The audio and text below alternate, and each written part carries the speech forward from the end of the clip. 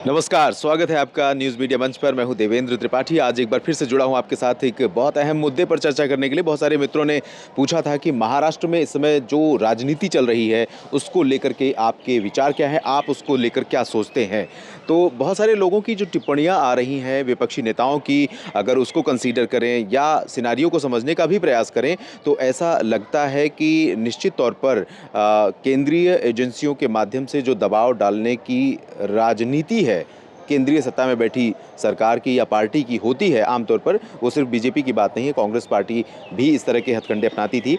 और बीजेपी थोड़ा सा एक्सटेंसिवली, क्योंकि बीजेपी हर चीज़ में बहुत ऑफेंसिव रहती है, बहुत आक्रामक होती है और उसकी रणनीतियाँ बहुत मुखर होती हैं। तो ऐसे में इस रणनीति का भी इस्तेमाल वो थोड़ा ज़्यादा कह सकते हैं ज़्यादा डिग्री पर कर रही है, हायर डिग्री पर कर रही है।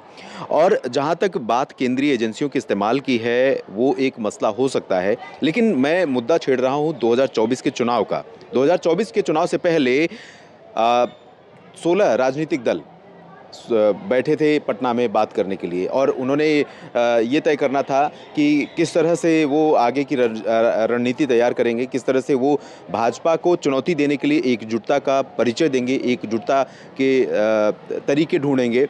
लेकिन वहाँ पर चर्चा हो रही थी राहुल गांधी की विवाह की, जो लालू यादव ने छेड़ी थी, और लालू यादव ने जिस तरह से उनसे कहा कि ये बहुत लेट हो गया है, विवाह कर लीजिए, हम भी बाराती बनकर चलेंगे। तो ये प्रसंग काफ़ी समय तक सुर्खियों में रहा, और ये लालू प्रसाद यादव का चिरपरिचित चुटीला अंदाज है, या जिस तरह से वो इस तरह से हंसी मजाक का माहौल बना देते हैं। संसद में भी कई बार ऐसा होता है, या विधानसभा में भी जब तो तब भी करते थे।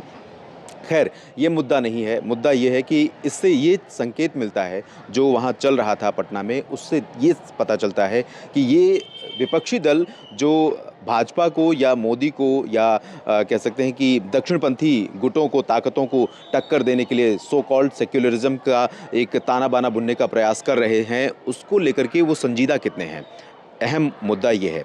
और अहम मुद्दा ये है, तो इसमें अजीत पवार का जो प्रकरण है, जो एनसीपी के 9 विधायक एनडीए में शामिल हुए और अजीत पवार से लेकर के 8 अन्य विधायकों को, यानी पूरे 9 लोगों को मंत्री पद की शपथ दिलाई गई। इसको 2024 से किस तरह से जोड़कर देखा जा सकता है? और इसको क्या शरद पवार की हार मानी जा सकती है?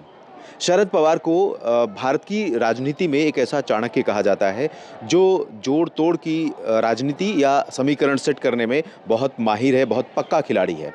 तो आखिर ऐसा क्या हो गया कि अजीत पवार ने उनकी पीठ में छुरा घोंप दिया? दरअसल मुझे जो लगता है, ये सब कुछ सेट है पहले से, और ये इसमें शरद पवार की भी सहमति है।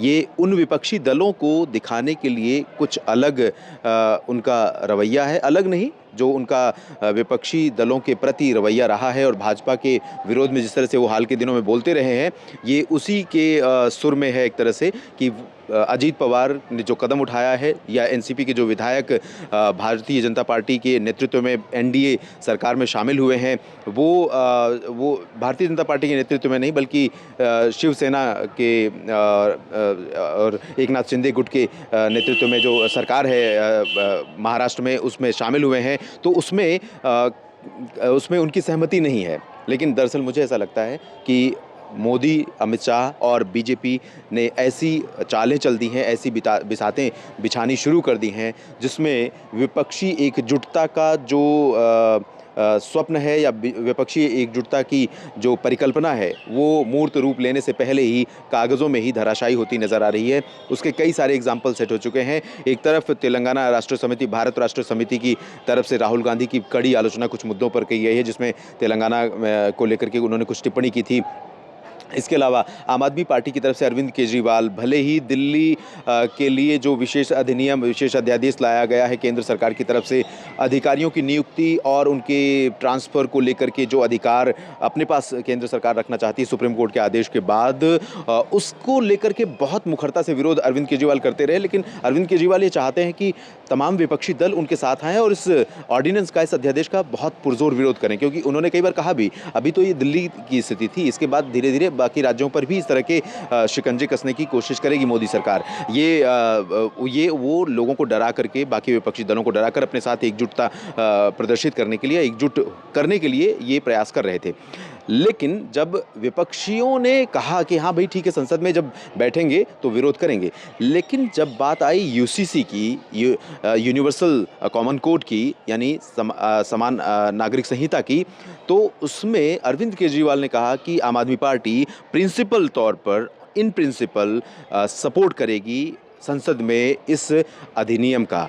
तो क्या ये, फिर से मैं कहूँगा कि क्या ये सिर्फ केंद्रीय एजेंसियों का डर है या बीजेपी की वो चाल है जो जिसके बारे में विपक्षी दलों ने अंदाज़ा भी नहीं लगाया था? इस बार बहुत सारे राजनीतिक पंडित ये कयास लगा रहे हैं कि दो कार्यकाल लगातार मोदी को लोगों ने सत्ता पे बैठाया, 2 कार्यकाल दिया, और तीसरी बार एंटी इनकम्बेंसी का फैक्टर, बेरोजगारी का मुद्दा, महंगाई का मुद्दा निश्चित तौर पर मोदी और बीजेपी के रास्ते में बड़ा रोड़ा बनकर आएगा। भले ही राष्ट्रवाद और दुनिया भर में भारत का नाम ऊंचा करना, बुनियादी ढांचे की संरचना को बड़े पैमाने पर डेवलप करने की बात हो, तो उसमें निश्चित तौर पर बीजेपी को अच्छे नंबर मिलेंगे। लेकिन जब बेरोजगारी और महंगाई की बात आती है तो ये सारे नंबर फेल हो जाते हैं, क्योंकि हर वोटर ये देखता है कि मेरा अपना निजी क्या फ़ायदा है। ज़्यादातर वोटर ये ऐसा ही देखते हैं। तो इसमें जब बात आ जाती है कि मुझे नौकरी नहीं मिली है, तो शायद मैं इस पर विचार करूंगा और ये भी सोचूंगा कि क्या इससे पहले की सरकार जो थी या जो इसके अलावा दूसरी पार्टियां आएंगी, क्या वो मुझे नौकरी दे देंगी? क्या ऐसी स्थितियां हैं? और इसी पर एक बार मैंने चर्चा की थी, आपको शायद याद होगा अगर आपने देखा हो वो वीडियो, जब राहुल गांधी भारत जोड़ो यात्रा कर रहे थे, तो मैंने उनसे उन पर एक सवाल किया था। जब चर्चा हो रही थी, उनके प्यार फैलाने की बात हो रही थी, जब एक बच्ची को गोद में उठा के ले चलते हैं, माँ के जूते का फीता बांधते हैं, और बहुत सारे ऐसे फ़ोटो सेशन उन्होंने किए थे। लेकिन मैंने ये पूछा था कि क्या एक ऐसे नेता को, जिसे आप देश का प्रधानमंत्री देख रहे हैं, क्या उसके पास कोई विज़न है देश के लिए? क्या कोई ऐसा एजेंडा, कोई ऐसा मुद्दा है जो वो महंगाई हो, बेरोज़गारी हो, या राज्यों में जो भारत की क्या गणतांत्रिक व्यवस्था है उसमें जो त्रुटि हो रही है, इन मुद्दों पर, जैसे मणिपुर की बात कर लीजिए, या फिर जम्मू कश्मीर को लेकर के 370 का समर्थन उन लोगों ने नहीं किया है कांग्रेस ने, तो उसके अलावा उनकी क्या सोच है, इस पर कभी कोई टिप्पणी की है? तो अभी फ़िलहाल उनकी तरफ से ऐसी कोई टिप्पणियाँ नहीं आई हैं। तो फ़िलहाल 9 लोग एनसीपी के विधायक एनडीए में शामिल हो गए हैं, और इसमें अजीत पवार से लेकर अनिल पाटिल, अदिति तटकरे, छगन भुजबल, धनंजय मुंडे, हसन मुशरीफ, रामराजे निम्बालकर, संजय बंसोड़े और धर्मराव बाबा आत्राम, ये 9 वो नाम हैं जो एनडीए में महाराष्ट्र में सरकार में शामिल हो चुके हैं। और ये कहीं ना कहीं भारतीय जनता पार्टी भारतीय जनता पार्टी की कहूँगा मैं, महाराष्ट्र सरकार की नहीं कहूँगा, भारतीय जनता पार्टी की 2024 से पहले चली जाने वाली चालें या बिछाई जाने वाली बिसातों की एक मिसाल है, का एक उदाहरण, एग्जाम्पल है। देखना ये होगा कि आगे और कौन कौन सी ऐसी बिसात अभी दिखनी बाकी है जो विपक्षी दलों ने सोची भी नहीं होगी कि भारतीय जनता पार्टी की तरफ से कुछ ऐसा भी किया जा सकता है। यूनिफॉर्म सिविल कोड यानी समान नागरिक संहिता एक बड़ा मुद्दा है, हिंदुत्व का एजेंडा है। इसके माध्यम से हिंदुत्व वोट बैंक को साधने की कोशिश बीजेपी ज़रूर करेगी, लेकिन ये अकेला मुद्दा एंटी इनकम्बेंसी, बेरोजगारी और महंगाई जैसे मुद्दों पर हावी नहीं हो पाएगी। तो कुछ और चलना होगा, कुछ और करना होगा। अभी समय बहुत ज़्यादा नहीं है, 1 साल से कम समय रह गया है चुनाव में। देखते हैं क्या होता है, बातें करेंगे और भी मुद्दों पर। आप क्या सोचते हैं इन विषयों पर, आपकी क्या राय है? टिप्पणी ज़रूर करें और संतुलित रहें। विचारधारा आपकी और किसी और की अलग हो सकती है, लेकिन उससे बात करते समय मर्यादाओं का ध्यान ज़रूर रखें, अन्यथा मैं कमेंट्स रिमूव कर देता हूँ, आप अच्छी तरह जानते हैं। धन्यवाद।